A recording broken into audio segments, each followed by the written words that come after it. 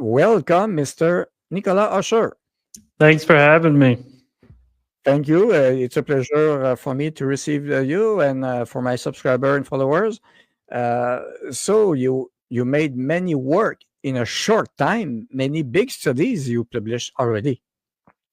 Yes. Been now 16 scientific studies since 2023. But at the McCullough Foundation, we've actually published over 20 scientific studies since 2023, all exposing the harms and potential treatments for COVID-19 vaccine injury syndromes. Hmm. This is interesting. Just let me ask you a question. Why did you have the idea to do studies about particularly these vaccine injuries? Because there was a few of them, not much, but suddenly, yes, we're seeing a surge of many problems all around us. Was there a special event that triggered your research for that? Yeah, well, Dr. McCullough has, as a clinician, has seen more myocarditis cases he's seen in his entire career just in the past few years.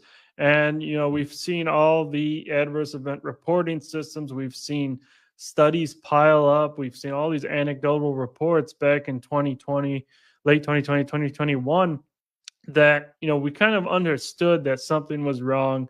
The mechanism of action of these mRNA injections was obviously novel and experimental, and we knew that the body producing a non-human toxic protein, the spike protein, would result in a large number of adverse events and death.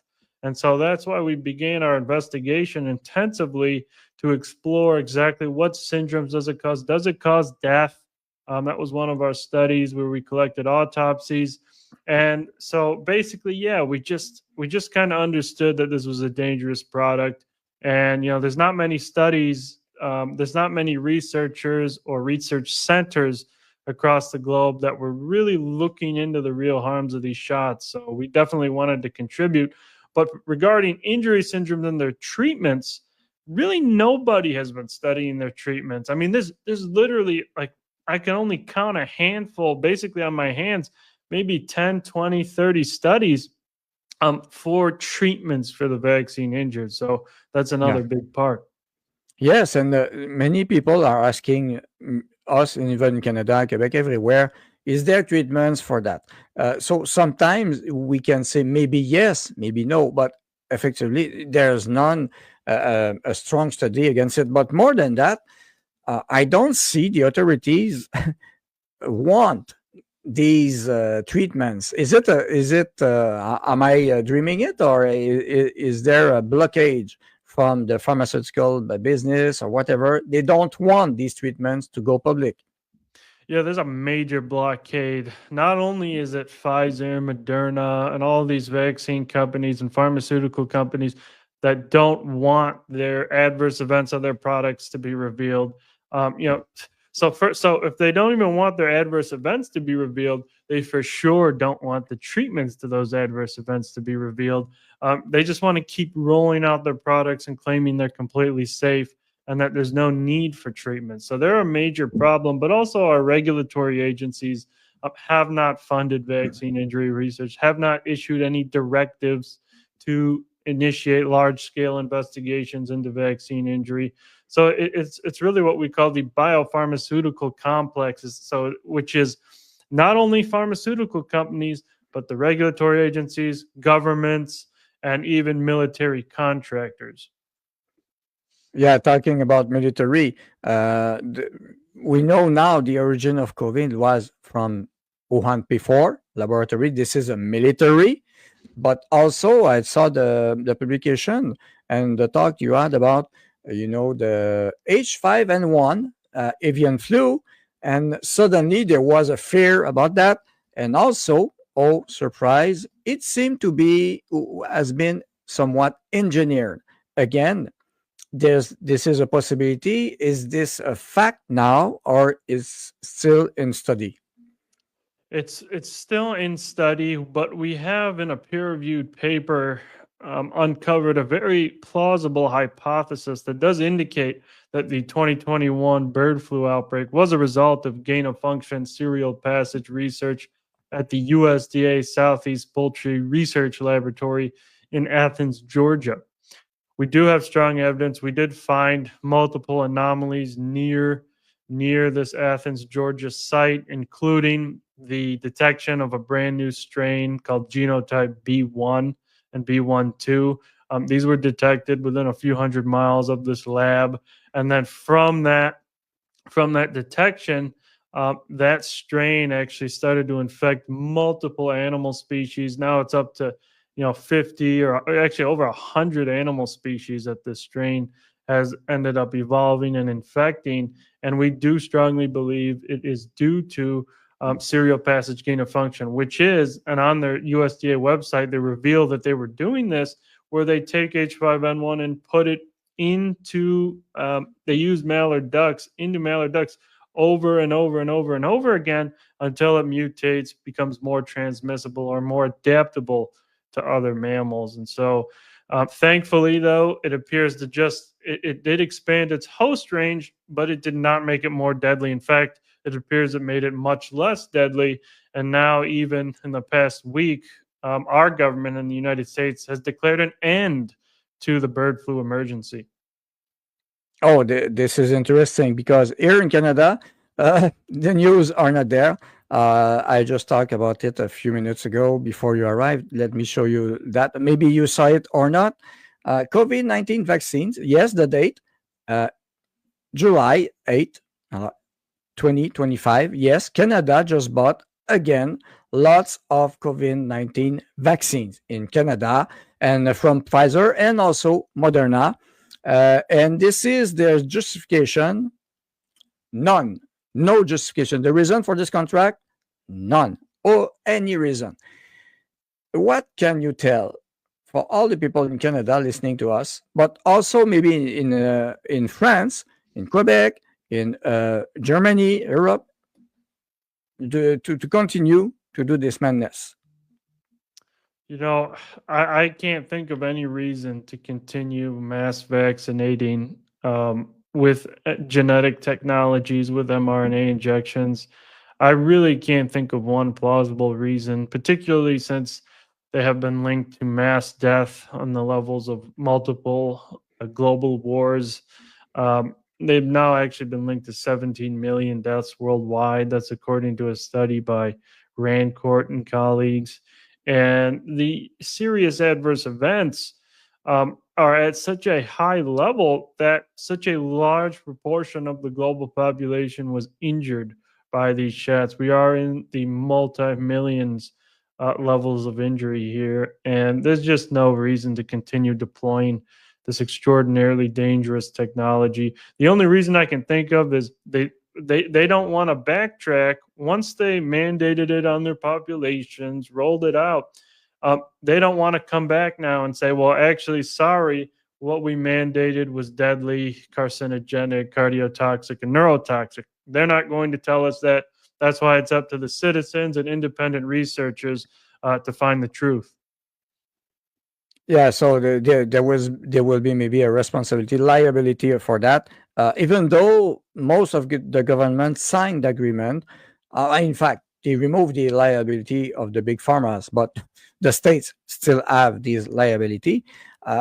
Do you have interesting contact with RFK, Robert F. Kennedy, because he want to reform the health system?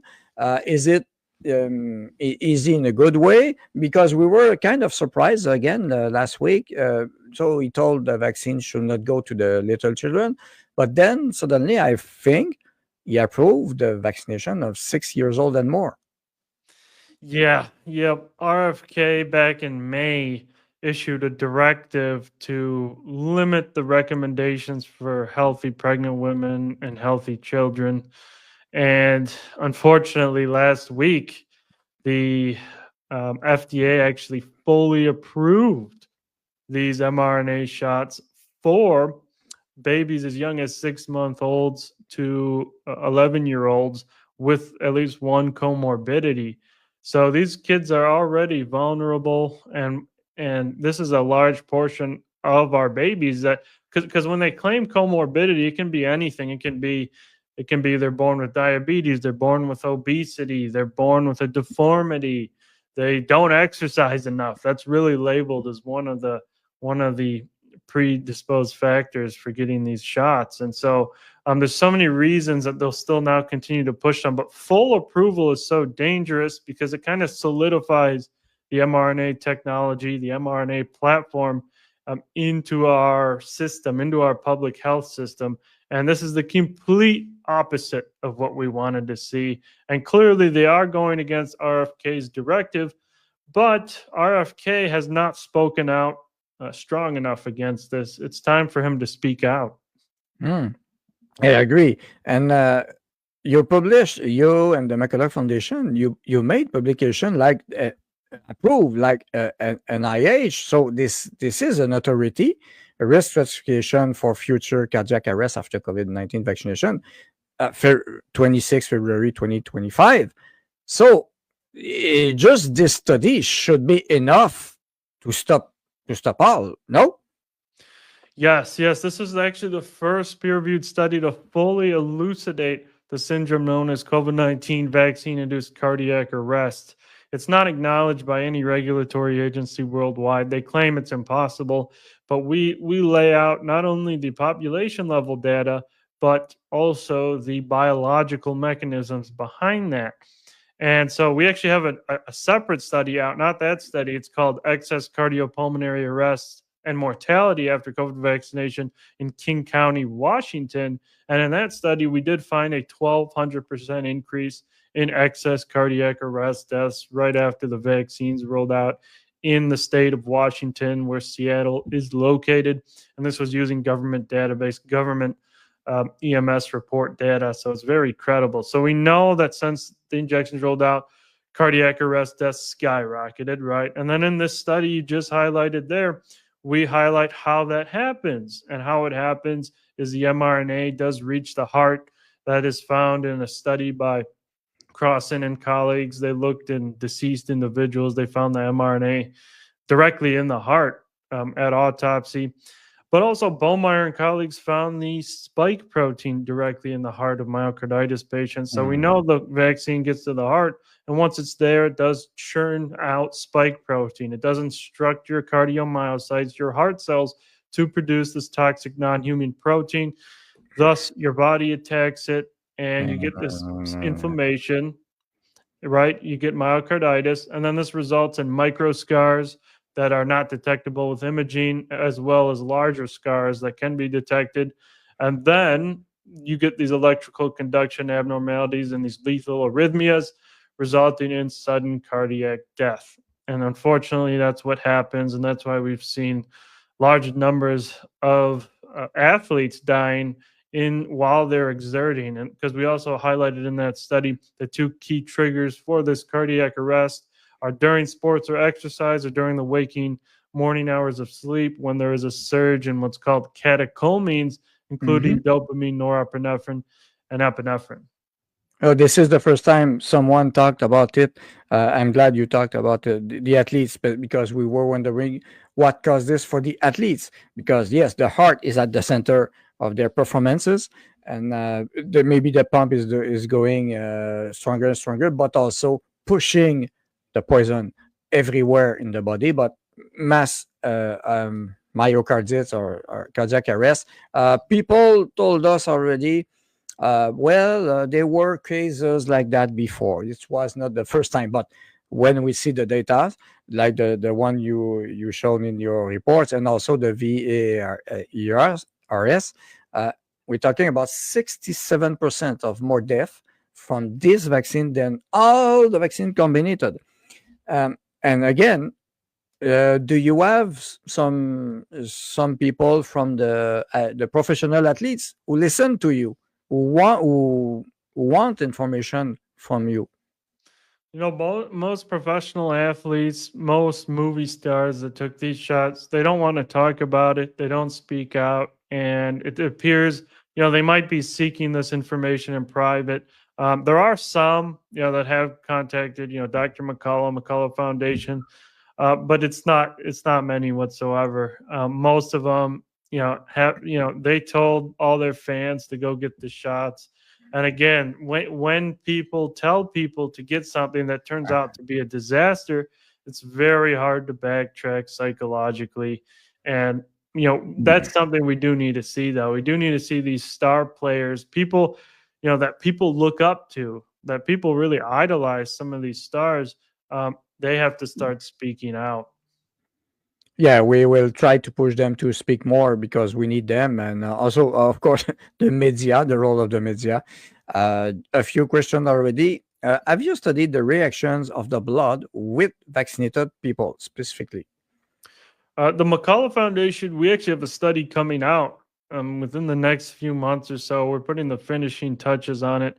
We actually did detect in somebody's blood um, spike protein, vaccine DNA. So these DNA plasmids from the manufacturing process that were embedded in this individual actually 3 years after vaccination. And so we are currently looking. We have a few other studies we're working on. We are analyzing the blood of vaccinated individuals to see if any changes have occurred, and the data is not looking good. It does appear that vaccine components are still detectable circulating in some vaccinated individuals. And then there's other studies that have been previously conducted where they do find circulating spike protein in the blood of individuals years after vaccination as well. And we do know that this spike protein does induce blood clotting, causes all sorts of clotting syndromes and strokes, a vaccine induced immune thrombotic thrombocytopenia. That's well established.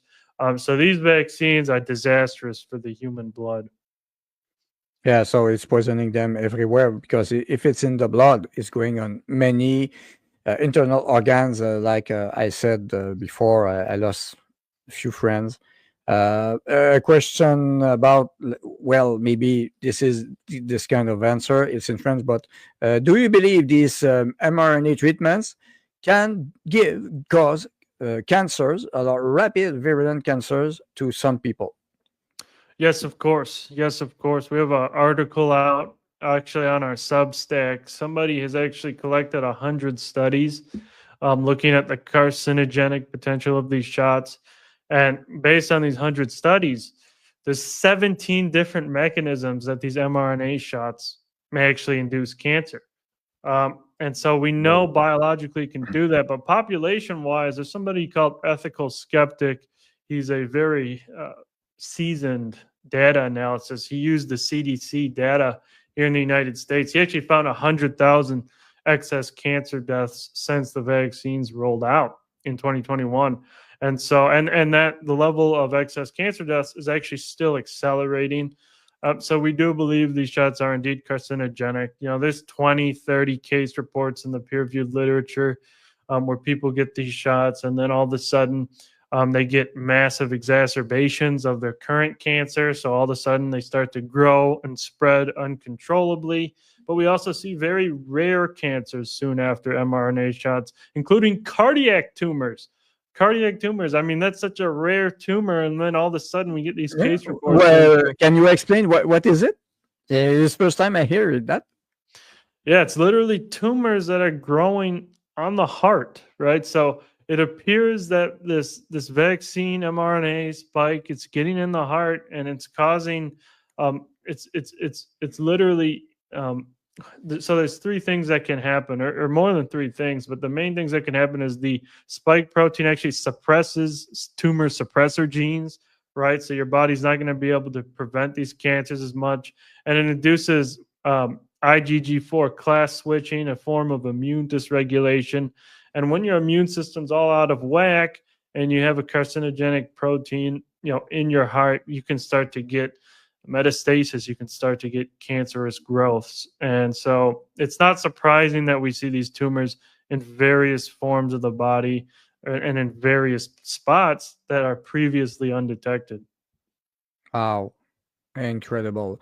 I asked you a question yesterday. You answered me with a study about neuropathy. So I have a question yesterday about neuropathy. Yes, you sent me this one, and also not just neuropathy, but I asked you about the mood problems. We saw many people having suddenly mood problems, and yes, there seemed to be a study. There's a study right now, a recent one between COVID vaccination and neuropsychiatric conditions. Well, this is kind of new. This is a new study again. This is important, this one. This study is extraordinarily important. But regarding neuropathies and really anything neurological regarding the nerves and the brain, the spinal cord, these mRNA shots decimate the neurological system. But let's start with, before we go into that study, a study by Ota and colleagues out of Japan found the mRNA and spike protein in Yeah. the brains of stroke patients 17 months after their last injection. So we know it reaches the brain. We know the shots increase the risk of what's called transverse myelitis or spinal cord inflammation, which can result in paralysis.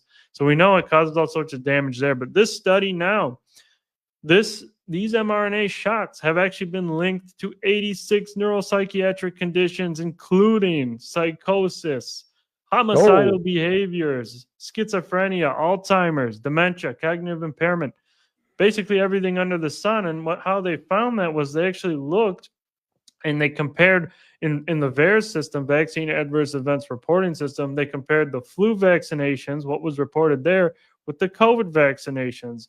And if it occurs 2 times more than the flu vaccinations, there's a safety signal. So for 86 of these, it occurred up to 3,000 times more with the COVID shots.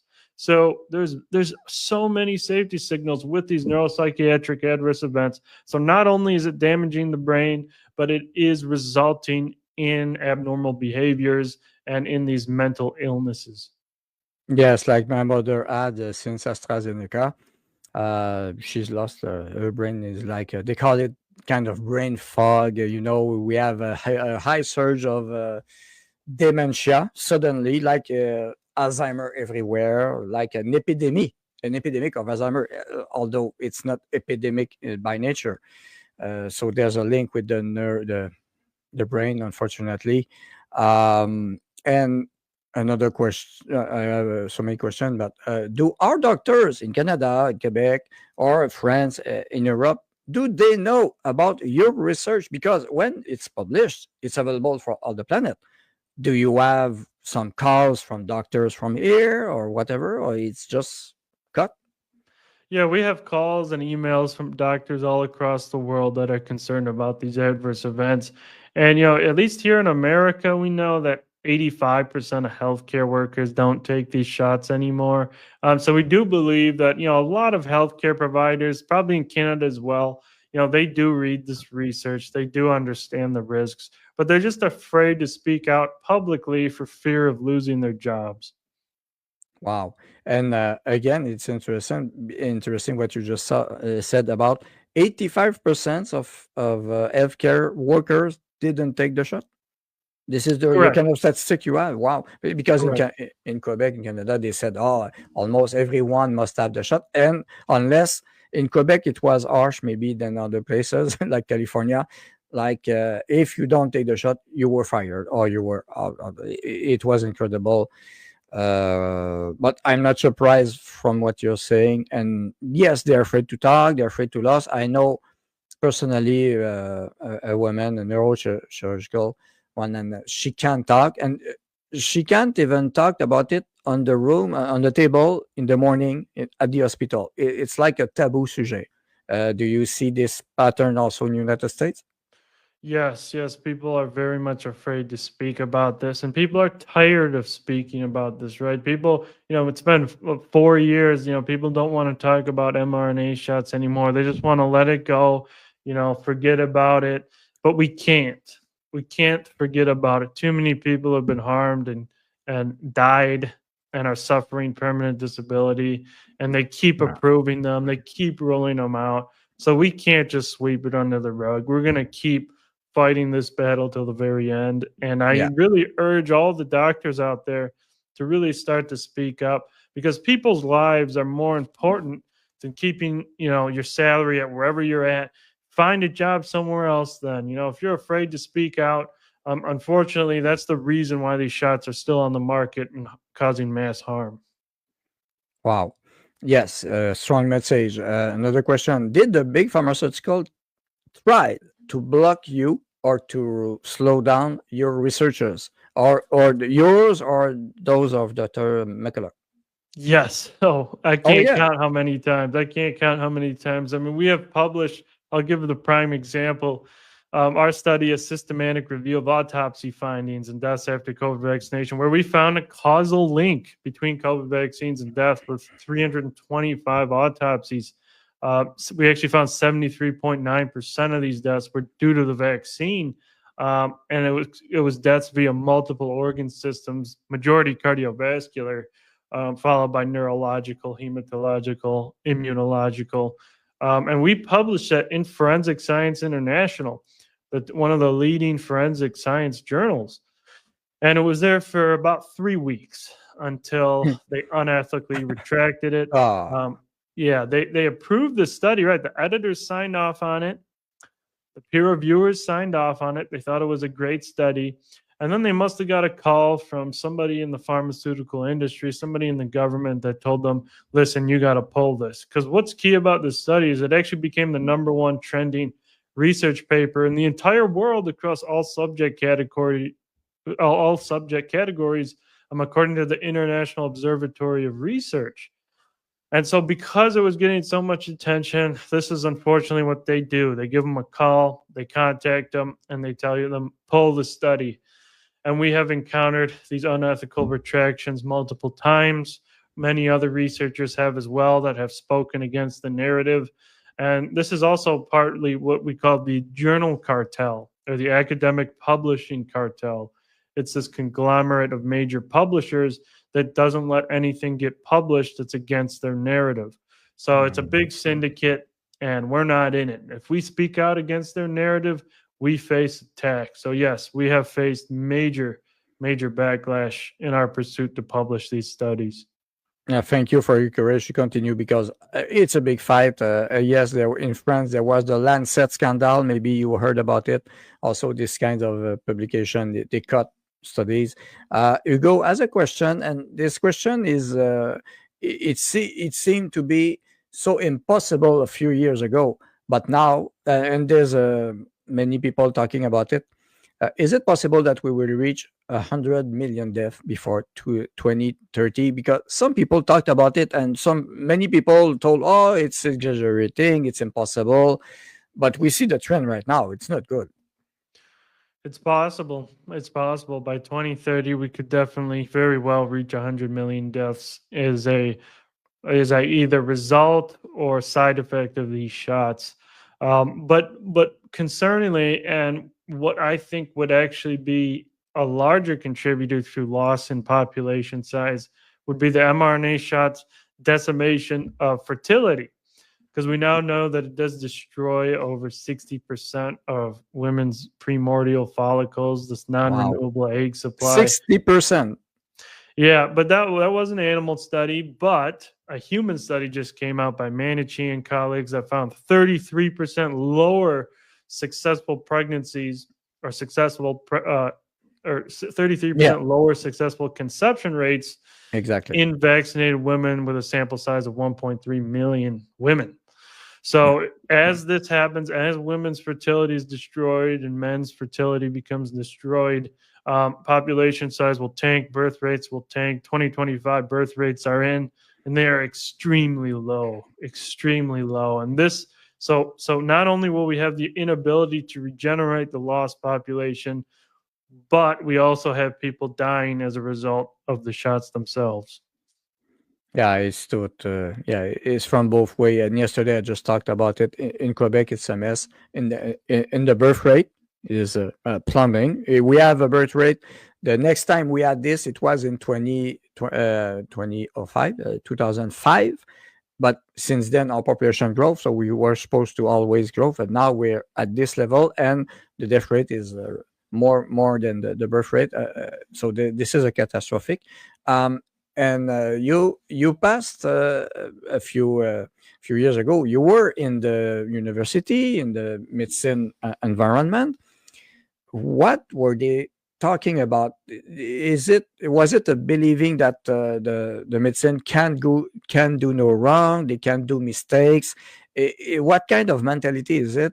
Is it only for the money, or some people are deceived, or what do you sense from your colleagues? Maybe you met at the school and university. What they're thinking about that right now? Yeah, most universities, including my former school, University of Michigan, subscribe to what's called vaccine ideology. It has now become a religion where people relentlessly worship vaccines as the only solution, and there can't be any side effects. So that's what I unfortunately saw there.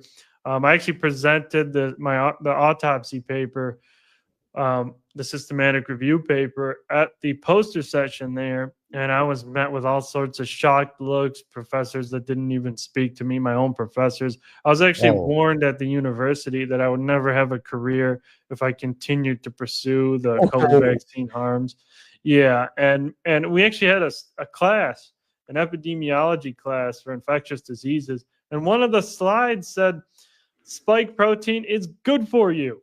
eh, Like protein is good for you, and I'll never forget that. So it's just shocking what they're teaching the students now, and so it is a form of brainwashing, and it's not. So they're not doing this intentionally for money. They're simply lost in the religion of vaccine ideology.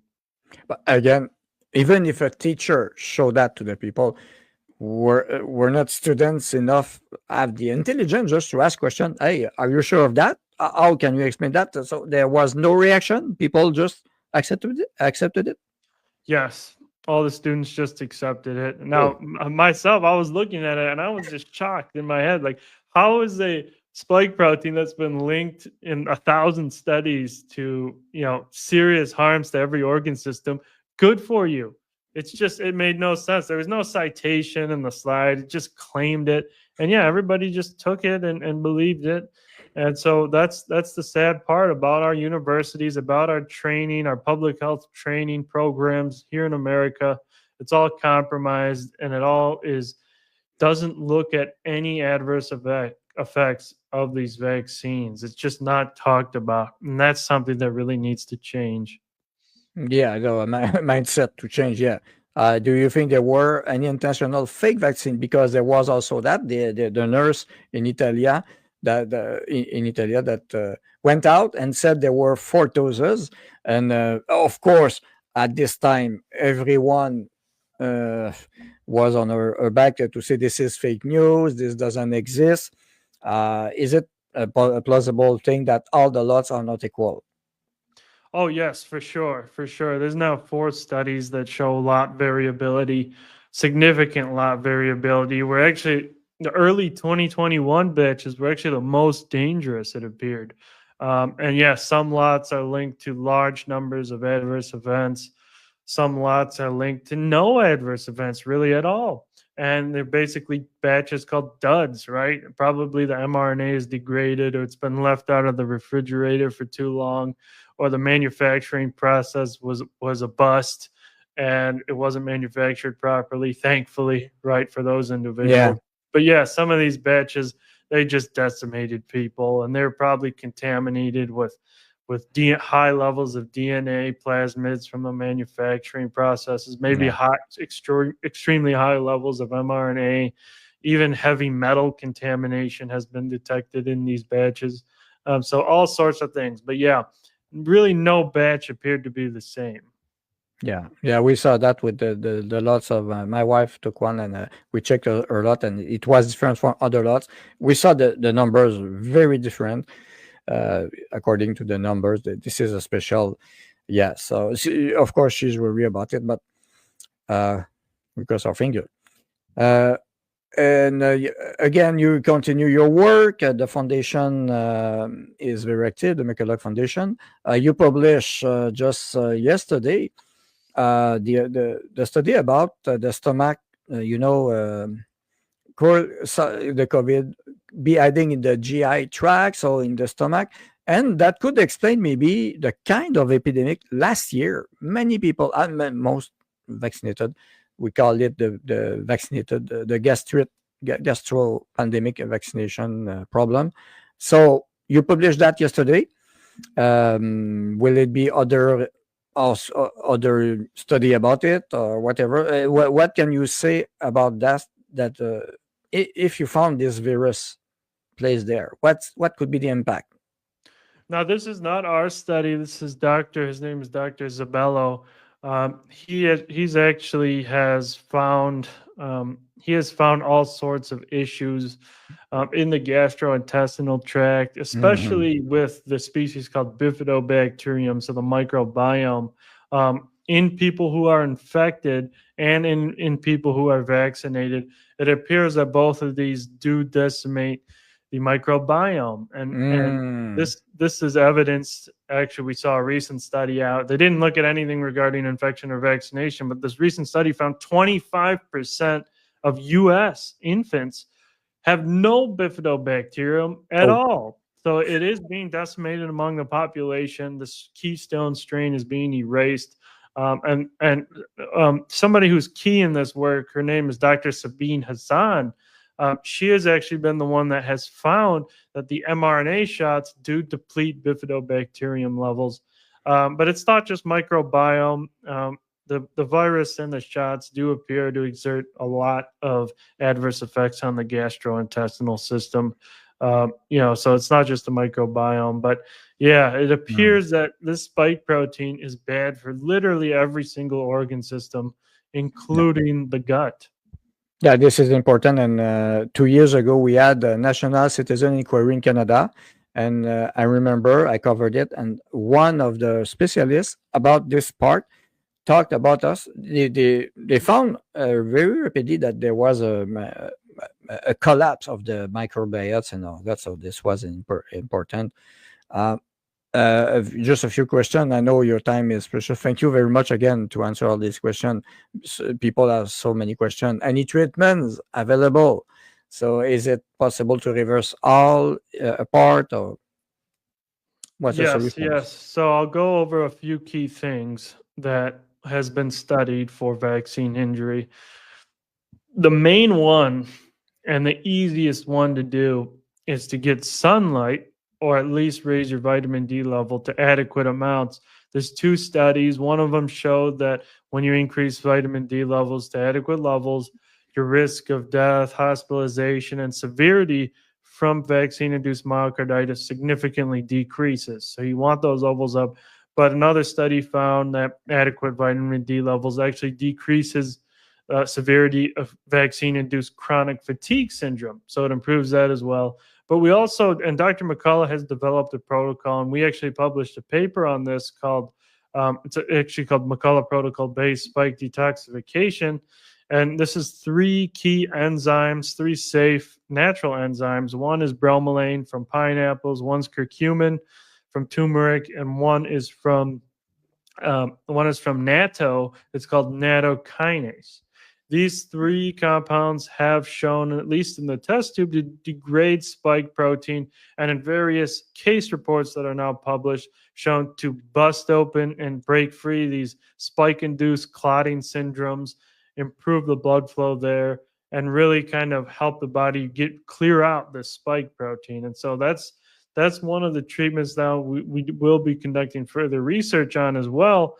We do need clinical trials on that, but these anecdotal reports, these case reports are showing promise so far. And obviously, key things like other nutrients, right? Other minerals are key and critical. If you're sitting there eating hyper processed foods, you're going to be at a higher risk of death. Really from anything, regardless. So you got to improve your lifestyle. You don't want to be obese. If you're obese, you got to reduce that BMI to a reasonable level. So there's so many things that can go into it, but those are the main things, and we will continue looking for solutions. Thank you very much. This is important. And another question many people have is there blood transfuse are a problem or a potential problem? Again, there's no study about it, I think, unless I'm not aware of one, but the transfusion, and also the other question, can unvax people can cut the vaccine effect? These are some questions that are recurrent. Well, if the blood from somebody who was recently vaccinated or at least has some of these vaccine components in their blood, then yes, if you do receive that transfusion, you'll be receiving those vaccine components. Now, a vast majority of the population is not taking these shots anymore. And so they're really, it's not like if you go get if you go get a blood transfusion, you're automatically going to be infected with vaccine components, right? It's actually, it appears to be a low risk at this point in time, as most people are refusing them. But really, the best way and the only way to tell would actually to be to conduct a large scale study and look at the in the blood of a representative sample of individuals to see if these vaccine components are still residing in individuals, and that would really give us a clear answer. But right now, yeah, it appears that the risk should be quite low, but the risk is there. Okay.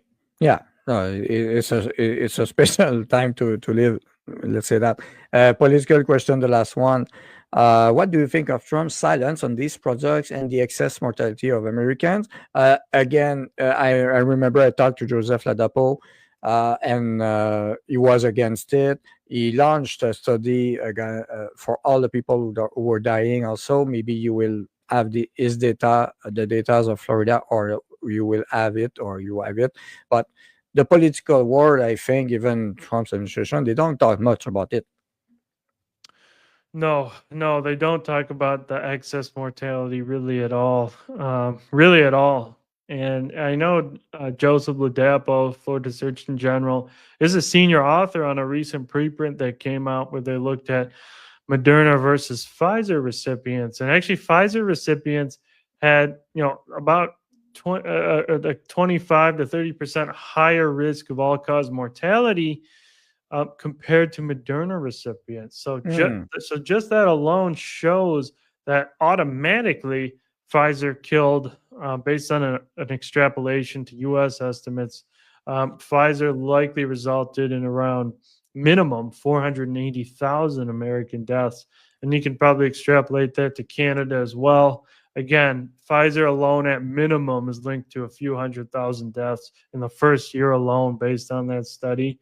And yeah, we were likely in the millions at this point. Hmm. Yeah, so that will be a topic to talk for many years again. Thank you very much for your time. It's appreciated. I will. I hope I can meet you live, also in some event someday. This is important, and we'll have many work to do again to talk about it, to teach the people what's happening. And I understand that many people right now, and I have many testimonies about it, don't want to talk about it because they were trapped in that, and their mind is trapped too. They can't admit they were they were lied to. And last word for you. Yes, But people were lied to, people's feelings were hurt, people have a very hard time accepting the choice that they may have made for their own body or for their families' bodies, their families' health. And we just gotta accept the reality of what's happened, and we got to look for treatments. We got to look at ways now to reverse this damage. We're going to keep exposing here at the McCullough Foundation. We're going to keep exposing these new harms. We're going to keep finding out what it's done to people, but we're also going to be finding solutions as our governments completely refuse to do so. And we're not going to stop. We're not going to stop until we have real solutions and until these shots are completely off the market and hopefully banned for human use as the death toll continues to mount. thank you very much, and have a wonderful day. We'll talk again, I'm sure about it. And thank you for all your studies you're working. It's a hard work you're doing, but very important one to show to all the earth what's going on. Thank you. Thanks for having me.